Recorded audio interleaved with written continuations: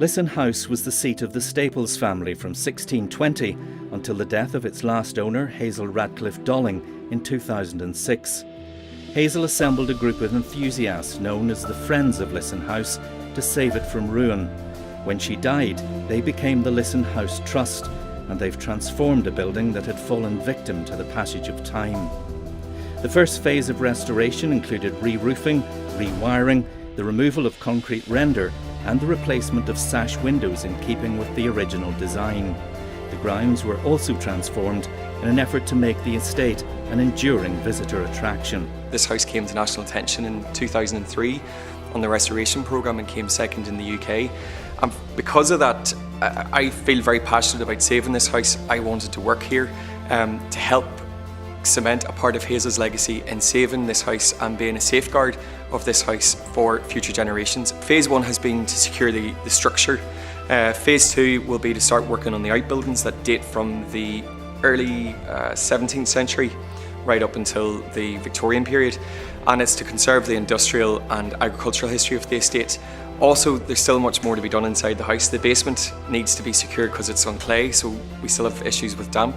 We still need to get central heating put into the first and second floor, and the rooms will still need work. So it's an ongoing project and legacy, but what's so important is preserving the essence of what Lissan House is, that when you walk through the front door, you feel like Hazel has just walked out, that her grandfather has just left, that you go into other rooms and you have this sense of it being a family home, that it was lived in. The stories go back to Thomas, who came here looking for iron ore and met the love of his life and established a family tradition of marrying money in times of trouble. But then you've got the famous murderess Alma Rattenbury, you've got endless stories of fascinating people who had colourful lives, and then some, including Hazel, of course, the last of the Staples to live here, because she'd spent a good part of her life at sea.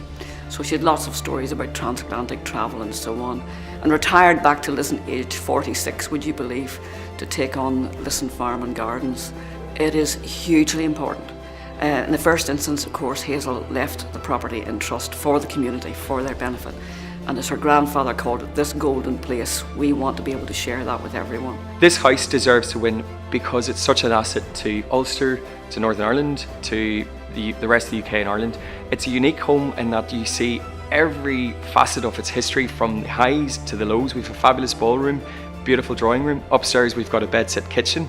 Nowhere else do you go when you can see every piece of that history. The other reason it deserves to win is the passion of the board of directors, the trustees and the volunteers. A building is much more than bricks and mortar, and to me this is a part of the community.